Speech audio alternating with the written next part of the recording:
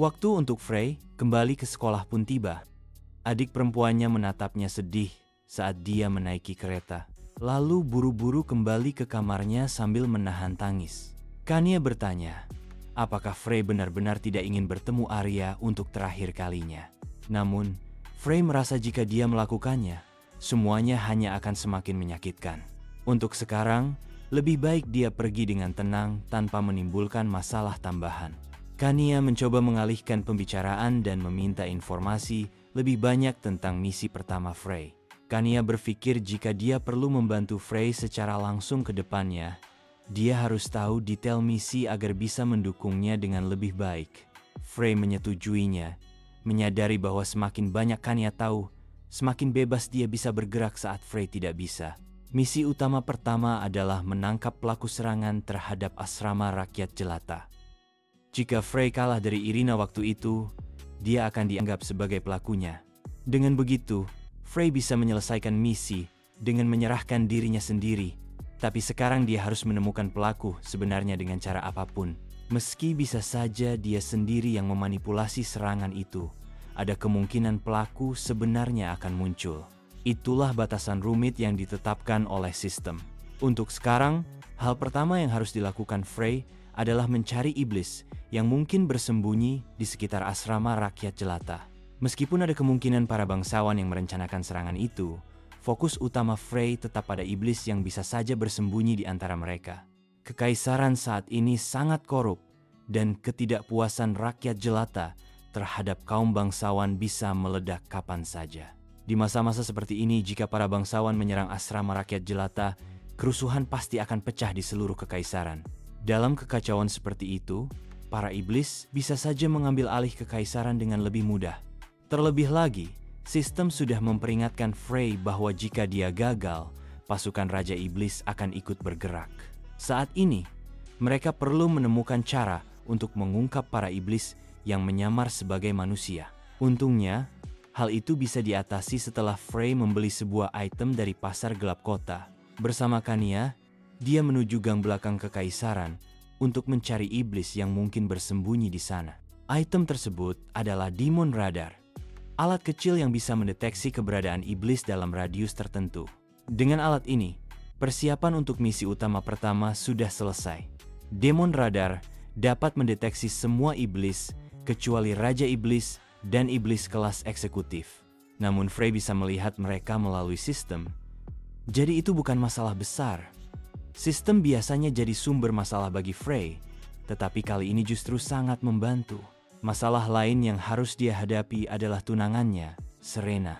Kania sudah meminta informasi dari jaringan pasar gelap dan menugaskan prajurit bayangan untuk terus mengumpulkan intel. Tapi, mereka berdua tahu, jika Serena benar-benar ingin bersembunyi, kekuatan mereka saat ini tidak cukup untuk menemukannya. Serena adalah pewaris keluarga Moonlight, keluarga yang mengendalikan semua operasi mata-mata dan pembunuhan di kekaisaran. Saat berjalan di jalanan kota, Frey melihat sekelompok anak kecil yang tampak menyedihkan di pinggir jalan. Mereka adalah anak-anak yang dulu diselamatkan Frey dari Ratu Succubus. Uang yang Frey berikan sudah lama habis, dan sekarang mereka terlantar lagi. Frey mendengar bahwa mereka harus menghabiskan uangnya dengan cepat. Jika tidak, uang itu akan dicuri. Frey sadar bahwa dia ini terlalu naif, dan untuk menyelamatkan anak-anak itu, dia perlu melakukan sesuatu yang lebih besar. Ide pertamanya adalah membangun panti asuhan untuk merawat anak-anak tersebut. Sebagai seorang pahlawan, dia tidak bisa membiarkan keadaan seperti ini terus berlanjut. Apalagi dia punya cukup uang untuk melakukannya. Kania terkejut dengan keputusan mendadak Frey dan memperingatkan bahwa jika melakukan hal drastis seperti itu, identitasnya bisa terbongkar dan konsekuensinya pasti besar. Saat Kania memprotes keputusannya, Frey menunjukkan hadiah yang dia dapat setelah mengalahkan Irina. Itu adalah alat pengukur usia hidup dan menunjukkan bahwa Frey masih memiliki sisa hidup sekitar 4-5 tahun lagi. Dengan waktu sesingkat itu, Frey ingin melakukan yang terbaik untuk menyelamatkan orang-orang di kekaisaran, berharap bisa menebus dosa-dosanya. Rasanya tidak adil dia harus menanggung semua ini, tapi itulah takdir seorang pahlawan. Kania memahami perjuangan Frey dan memutuskan untuk membangun panti asuhan atas namanya sendiri. Dia juga membawa makanan untuk anak-anak itu agar bisa hidup lebih mudah sementara waktu. Sementara itu, pesta dansa di istana kekaisaran semakin dekat dan Frey harus hadir sebagai wakil ayahnya. Banyak orang mungkin akan mencoba mendekatinya, tetapi karena dia sudah memiliki tunangan, akan mudah menolak mereka. Di istana kekaisaran, Ratu memarahi Putri Klana mengenai potensi ancaman terhadap keluarga kekaisaran. Jika keluarga Moonlight dan darah pahlawan bersatu, mereka bisa menjadi ancaman besar bagi kekaisaran. Dia ingin Klana menikah dengan Frey dan bahkan mengancam akan menjual tubuhnya jika gagal. Namun, dengan ingatan dari kehidupan sebelumnya, Klana lebih memilih mati daripada menikahi Frey. Keesokan harinya di sekolah, Frey mencoba menggunakan alat pendeteksi iblis, tetapi tidak ada reaksi apapun. Tapi karena tidak ada tanda-tanda bahaya, setidaknya bisa membuat mereka bersantai sejenak. Sudah lama sejak mereka punya waktu santai bersama, dan Frey ingin menikmati momen langka ini selama mungkin. Kania tersipu malu saat menyadari Frey ingin menghabiskan waktu bersamanya. Dia memberikan surat undangan pesta dansa yang akan diadakan dalam seminggu. Frey sebenarnya sudah menduga undangan dari Kaisar, tapi isi surat itu benar-benar di luar dugaannya. Surat itu adalah perintah langsung dari Kaisar yang memaksa Frey membatalkan pertunangannya dengan Serena. Sebagai gantinya, dia diperintahkan untuk bertunangan dengan Putri Klana Sola Sunrise. Ini adalah pertunangan yang terikat dengan sumpah kedua dari Kaisar pertama dan pahlawan sebelumnya. Mendengar isi dari surat itu langsung membuat hati Kania berantakan, karena isi surat ini terlalu mendadak. Setelah dipikir lagi, memang secara samar Frey mengingat bahwa memang ada sumpah seperti itu di buku ramalan. Saat dia memikirkan hal ini, tiba-tiba sekelompok gadis yang berharap menjadi pasangan dansanya langsung datang. Mereka mendengar rumor bahwa pertunangan Frey dengan Serena telah putus. Karena itu mereka kemari untuk menawarkan diri sebagai pasangan. Rencana awal Frey adalah menolak mereka dengan alasan sudah memiliki pasangan. Tetapi sekarang alasan itu tidak bisa dipakai lagi. Karena situasi tersebut, Kania mengambil inisiatif dan memisahkan mereka dari Frey. Dia memberitahu mereka bahwa tunangan Frey sudah dipilih dan itu adalah perintah langsung dari Kaisar. Tidak ada yang bisa mereka lakukan untuk mengubah kenyataan itu. Para gadis itu pergi dengan tatapan kesal, dan salah satu dari mereka bahkan bersumpah akan tetap menikahi Frey. Sekarang setelah rumor menyebar, kemungkinan besar Frey akan terus diganggu oleh orang-orang yang ingin memanfaatkan situasi ini. Kania semakin khawatir, karena Frey kini dihadapkan dengan kenyataan bahwa dirinya dijodohkan dengan Klana, seseorang yang sudah jelas membencinya. Tapi Frey ingin memanfaatkan kesempatan ini dengan baik. Serena adalah heroin yang paling berbahaya. Sebelumnya dia bingung bagaimana cara menjauh darinya, tapi karena ada surat perintah ini, bisa membuat Frey menjauh dari Serena tanpa perlu memikirkan hal lain. Di tempat lain, di perpustakaan akademi, Klana memanfaatkan waktu luangnya untuk membaca banyak buku. Dia berharap menemukan informasi tentang sumpah kedua yang disebut-sebut itu. Sayangnya, tidak ada jawaban yang bisa dia temukan dari buku-buku itu. Klana sempat berpikir untuk menyusup ke arsip rahasia istana, tetapi itu tidak mungkin tanpa izin ayahnya. Yang dia ketahui hanyalah bahwa 1000 tahun lalu, ketika Raja Iblis menghilang, Kaisar pertama membangun negara ini, dengan bantuan keluarga Starlight yang mengalahkan Raja Iblis, serta keluarga Moonlight yang bergerak di balik bayangan. Untuk menghormati jasa mereka, Kaisar memberikan banyak hak istimewa, dan sejak saat itu, mereka dilarang mencampuri keputusan masing-masing selama 1000 tahun. Selama itu, keluarga kekaisaran terus meminta kerjasama dari kedua keluarga tersebut. Namun, tiba-tiba semuanya berubah dengan pembatalan pertunangan yang tampak tak masuk akal bagi Klana. Dia penasaran, sumpah macam apa yang bisa membuat keputusan sebesar itu terjadi. Saat tenggelam dalam pikirannya, Klana tanpa sengaja bertemu Frey. Dia berpikir Frey hanya datang untuk menggodanya, jadi dia berusaha segera pergi. Namun, Frey tampaknya punya lebih banyak hal untuk dibicarakan daripada sekadar lelucon. Dia memberi petunjuk bahwa dia tahu tentang sumpah kedua dan perseteruan cinta antara leluhur mereka 1000 tahun lalu. Klana yang juga ingin tahu hal itu langsung menanyakan tentang sumpah kedua kaisar pertama pada Frey. Frey tidak tahu banyak, tapi dia menyebut bahwa semua itu tertulis dalam catatan lama keluarga mereka.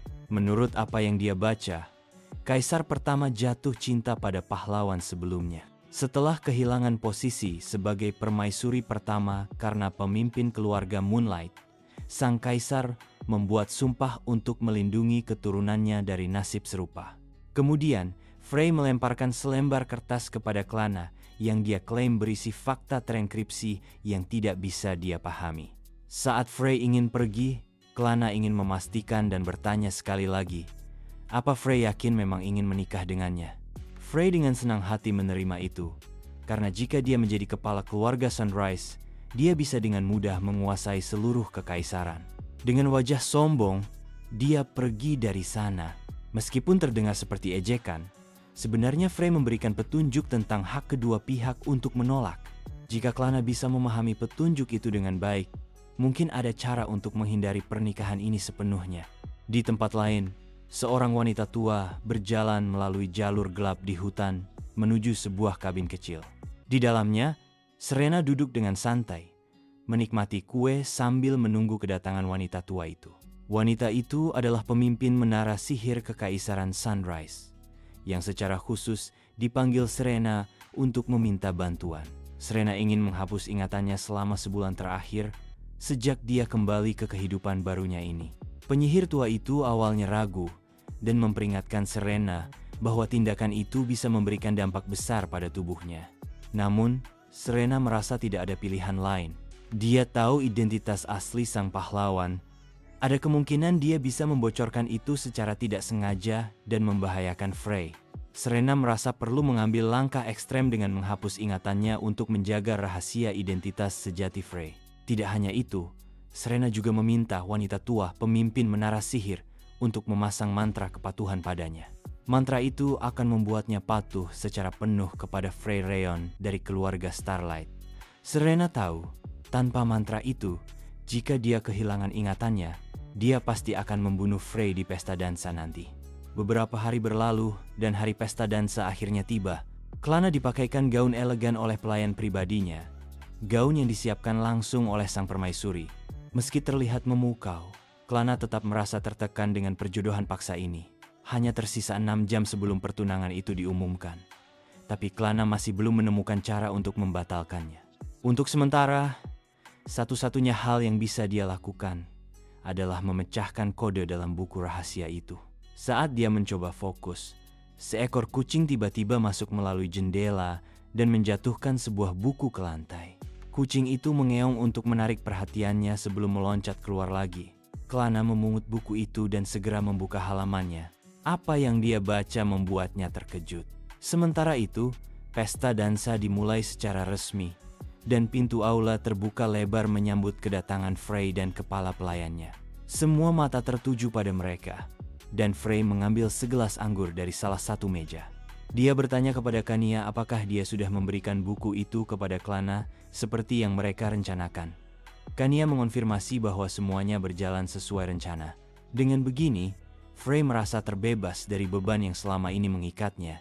Pertunangannya dengan keluarga Moonlight telah dibatalkan, dan sekarang dia hanya perlu memastikan pertunangannya dengan Klana juga batal. Frey sudah memberikan cukup banyak petunjuk kepada Klana agar dia bisa mengambil alih situasi. Namun, jika keadaan memaksanya, Frey siap menolak pertunangan itu sendiri. Masalah terakhir yang perlu dia selesaikan adalah kesepakatannya dengan sang permaisuri, tapi dia merasa itu tidak akan terlalu sulit. Saat sedang berbincang, seseorang menghampirinya dan meminta waktu untuk berbicara. Frey mengenali gadis itu sebagai seseorang yang dulu suka menindas Irina di akademi.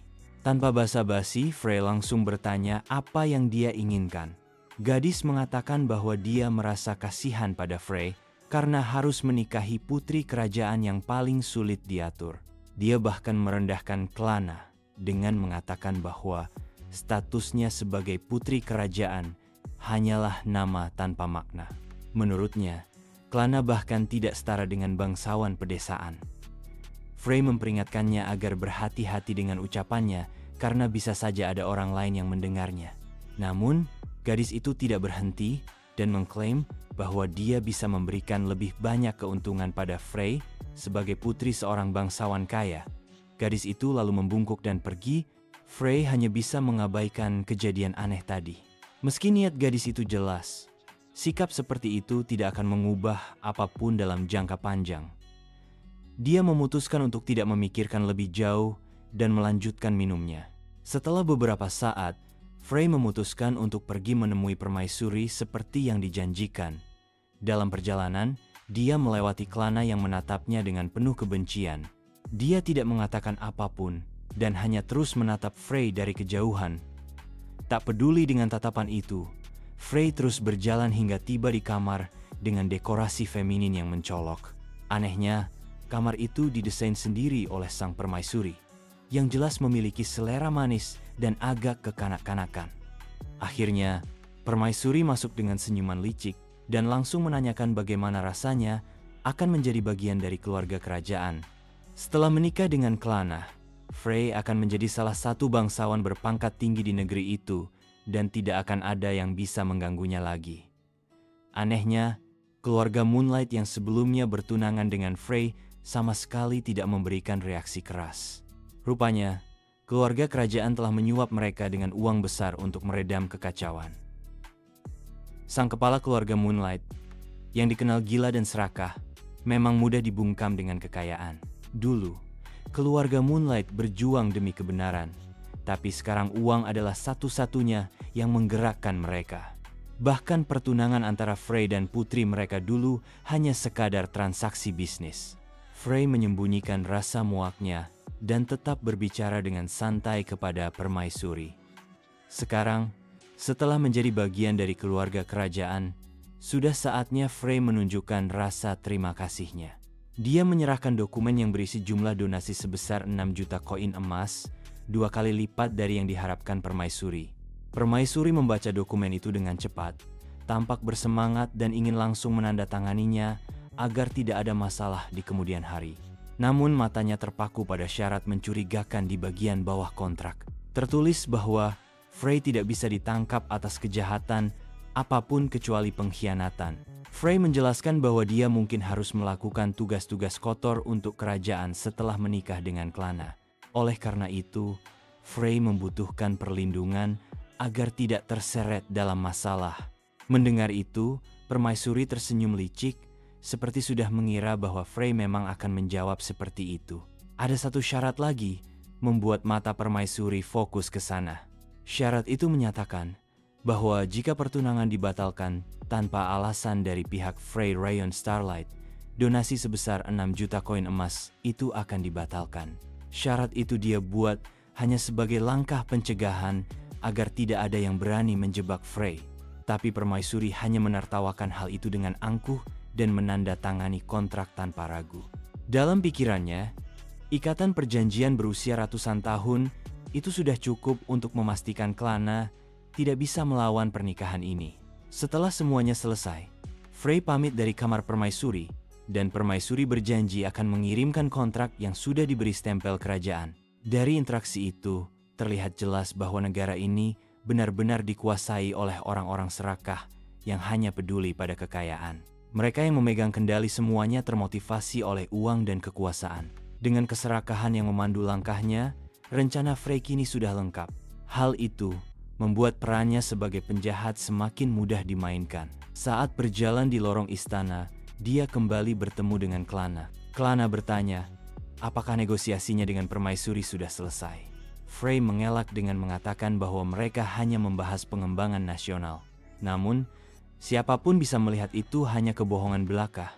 Baik Frey maupun permaisuri hanya berusaha memenuhi ambisi egois mereka masing-masing.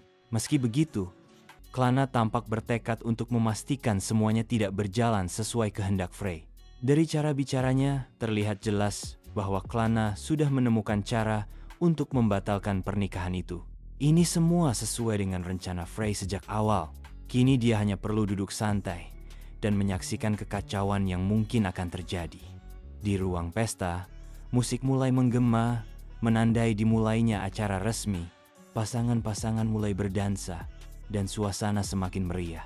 Frey telah menerima kembali kontrak dari permaisuri, lengkap dengan stempel resmi kaisar. Artinya, tidak akan ada masalah dalam menegakkan kontrak itu di masa depan. Namun, ada hal aneh. Serena Moonlight sama sekali tidak terlihat, padahal dia diundang ke pesta ini. Mungkin saja keluarga Moonlight menolak hadir, mengingat semua kejadian yang sudah terjadi. Sang kepala keluarga Moonlight juga dikenal jarang muncul di acara-acara seperti ini. Posisi Serena yang semakin terpuruk setelah pembatalan pertunangannya mungkin membuatnya enggan datang. Meski begitu, ada kejanggalan.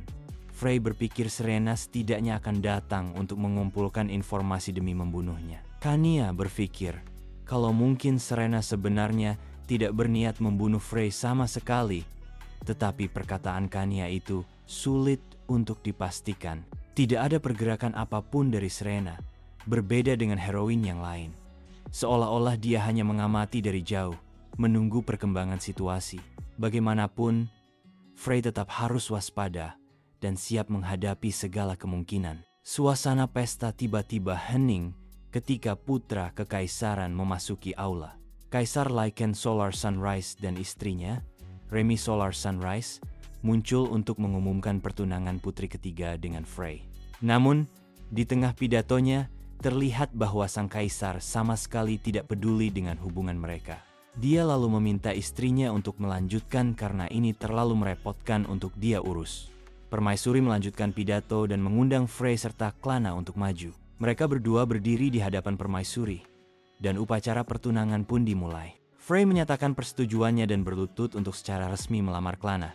Namun, di saat semua orang mengira semuanya akan berjalan mulus, Klana justru maju dan menyatakan penolakannya terhadap pernikahan tersebut.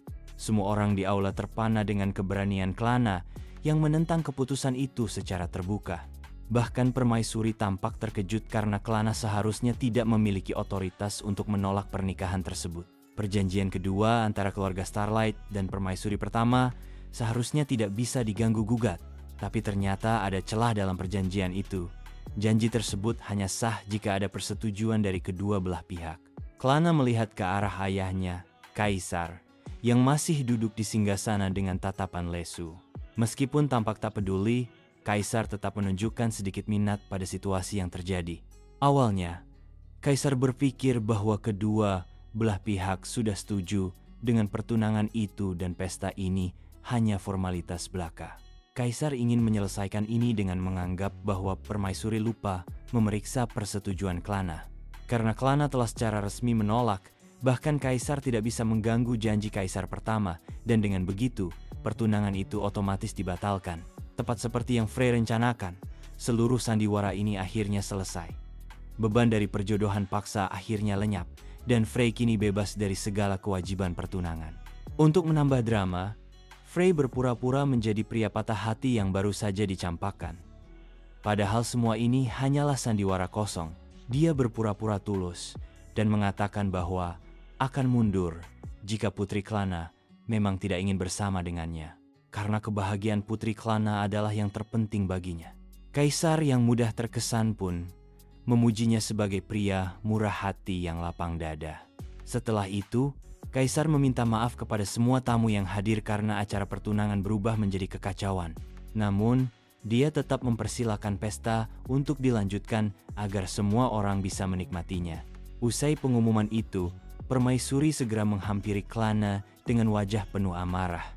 Dia memperingatkan Klana bahwa jika gagal dalam pertunangan ini, dia akan dijual sebagai budak.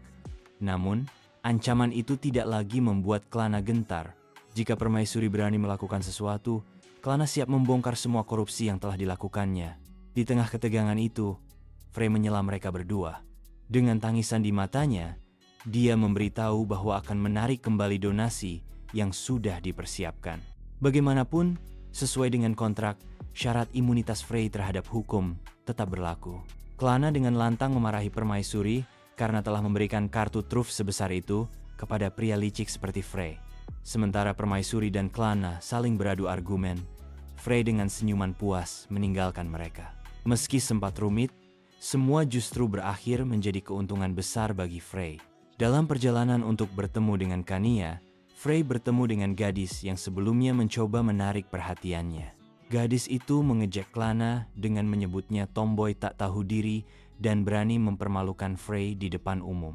Dengan tegas, Frey menunjukkan rasa jijiknya dan menyuruh gadis itu pergi dengan motifnya yang jelas-jelas palsu. Gadis bangsawan itu tidak percaya dengan apa yang didengarnya, tetapi Frey tetap tidak mundur. Frey bahkan menegaskan kalau gadis itu benar-benar menyebalkan tepat di depan wajahnya. Frey pun pergi, meninggalkan gadis itu yang masih berteriak marah di belakangnya. Setelah semua masalah selesai, Frey dengan hati yang bahagia akhirnya bertemu kembali dengan Khania di pintu masuk aula pesta. Namun, Khania datang dengan wajah serius sambil menyerahkan sebuah surat kepada Frey. Surat itu ternyata ditinggalkan oleh Serena Moonlight saat pengumuman pertunangan berlangsung. Serena meninggalkan sebuah surat untuk Frey dengan pesan yang cukup mengancam. Surat itu tertulis kalau Frey harus datang ke halaman istana secepat mungkin, atau dia akan dibunuh sekarang juga. Tanpa ragu, Frey menemui Serena seperti yang diminta, meskipun dia bingung dengan maksud pertemuan ini. Mereka sudah tidak lagi terikat pertunangan, jadi Frey tidak mengerti alasan Serena begitu ingin menemuinya. Nyatanya, ancaman pembunuhan itu hanyalah gertakan kosong. Surat itu hanya trik Serena untuk memastikan Frey mau menemuinya dengan cepat. Serena tahu bahwa mereka sekarang hanyalah orang asing, tapi ada satu hal yang mempertemukan mereka, ingatan kehidupan masa lalu. Meski Frey sudah melakukan banyak hal buruk, Serena tetap memutuskan untuk membantunya. Namun, ada satu masalah. Serena kehilangan sebagian ingatannya. Jadi meski dia tahu akan membantu Frey, tapi dia juga tidak tahu bagaimana caranya membantu dia.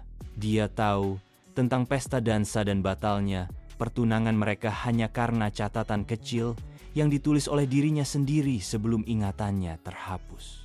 Frey yang mendengar pengakuan Serena hanya bisa kebingungan, terutama saat Serena menyebutkan tentang kehilangan ingatan. Serena menjelaskan bahwa dia meminta Master Menara Sihir untuk menghapus ingatannya selama sebulan terakhir. Bukan hanya itu, Serena juga mengatakan bahwa dia meminta mantra ketaatan absolut yang mengikatnya pada Frey. Frey semakin bingung dengan alasan di balik keputusan ekstrem ini, namun Serena sendiri tidak tahu alasannya. Meski Frey menanyakan hal itu pada Serena, dia sendiri juga tidak tahu hal itu, karena ingatannya yang hilang. Yang dia tahu, jika sampai dia membatasi dirinya sendiri dengan cara seperti ini, pasti ada sesuatu yang penting yang ingin dia lindungi. Mungkin ini ada hubungannya dengan apa yang dia lihat di reruntuhan kuno yang dia kunjungi selama perjalanannya. Ketika mendengar soal reruntuhan, Frey mulai menyusun potongan-potongan teka-teki di kepalanya. Di seluruh dunia, ada reruntuhan yang terhubung dengan pahlawan leluhurnya. Di reruntuhan itu terdapat catatan tentang identitas sang pahlawan dan hukuman sistematis yang akan menimpa para keturunannya. Namun, catatan itu ditulis dalam bahasa kuno yang hanya bisa dipahami oleh keluarga Starlight. Entah bagaimana, Serena berhasil menafsirkannya dengan konteks dan dugaan yang tepat. Hasilnya, dia mengetahui identitas asli Frey dan memutuskan untuk menghapus ingatannya agar Frey tidak terkena hukuman tersebut. Melihat ekspresi serius Frey, Serena menyarankan agar Frey tidak berpikir terlalu dalam. Jika Serena ikut memikirkan itu dan dia secara tidak sengaja mengingat semuanya, itu jelas akan menjadi masalah besar. Meski Frey sekarang memahami situasinya, dia masih bingung mengapa Serena tetap ingin membantunya setelah kehilangan ingatannya. Serena punya jawabannya sendiri. Itu semua karena dia mencintai Frey. Meskipun Frey adalah orang yang penuh tipu daya dan sudah melakukan banyak hal buruk, perasaannya tetap tidak berubah. Setelah menyampaikan pesannya, Serena pamit pergi. Namun dia memberitahu Frey bahwa Frey bisa memanggilnya kapan saja jika butuh bantuan. Frey masih merasa bingung dengan semua ini, tapi dia harus terus berpikiran positif. Dengan kemampuan Serena, jaringan intelijennya yang luas, serta kekuatan keluarga Moonlight, Frey mungkin bisa menyelesaikan misi pertamanya tanpa banyak masalah. Sementara itu, di tempat lain, Master Menara Sihir tampak kesal dengan perkembangan situasi ini. Di tengah kesibukannya sebagai master menara sihir, wanita tua ini harus jauh-jauh pergi hanya karena permintaan Serena. Saat berjalan, ekspresi gelisahnya menarik perhatian seorang gadis kecil yang menawarkan sepotong roti. Gadis kecil ini adalah anak yang sama yang pernah diselamatkan Frey dari Ratu Succubus di awal cerita. Dengan setengah hati, dia menerima roti itu dan mengungkapkan identitasnya sebagai master menara sihir. Alasan dia ada di sana adalah karena dia merasakan lonjakan besar energi sihir di sekitar wilayah tersebut. Sebagai bentuk rasa terima kasih, dia memberikan sekeping emas kepada gadis kecil itu. Gadis kecil itu terlihat begitu senang dan menawarkan bantuannya, meskipun dia hanya seorang anak kecil. Menariknya, dia mengklaim bisa menggunakan sihir, tetapi master menara sihir tidak mempercayainya, karena tidak ada sedikit pun jejak energi sihir yang terpancar dari gadis itu. Untuk membuktikan ucapannya, gadis itu menunjukkan kemampuan sihirnya, memicu gelombang besar energi magis dari tubuh kecilnya. Master menara sihir terkejut karena sumber kekuatan besar yang dia rasakan sejak awal ternyata berasal dari gadis kecil ini. Tanpa ragu, dia membawa gadis itu keluar dari wilayah kumuh menggunakan teleportasi, menuju tempat yang lebih privat. Dengan antusias, nenek penyihir bertanya nama gadis itu. Dia memperkenalkan namanya sebagai Glare. Sang master menara sihir dengan tegas menyatakan bahwa mulai saat itu, Glare akan menjadi muridnya. Sementara itu, di tempat yang jauh lebih mengerikan di alam iblis, Raja Iblis terjebak oleh sanksi sistem yang mengekangnya. Dia memanggil seekor gagak dan menyadari bahwa sudah waktunya untuk bergerak. Rencananya adalah menyerang asrama rakyat jelata dan menggunakan kekacauan itu sebagai kedok untuk menyusupkan pasukannya ke kekaisaran.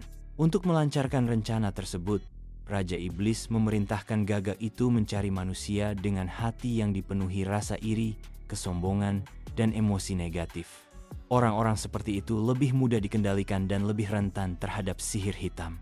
Saat gagak itu hendak terbang, Raja Iblis memberinya sebuah liontin khusus. Liontin itu berfungsi untuk menyembunyikan identitas asli gagak, membuatnya lebih sulit dilacak. Dengan semua bidak sudah berada di papan, Raja Iblis bersiap menyaksikan bagaimana sang pahlawan menghadapi misi utama pertamanya.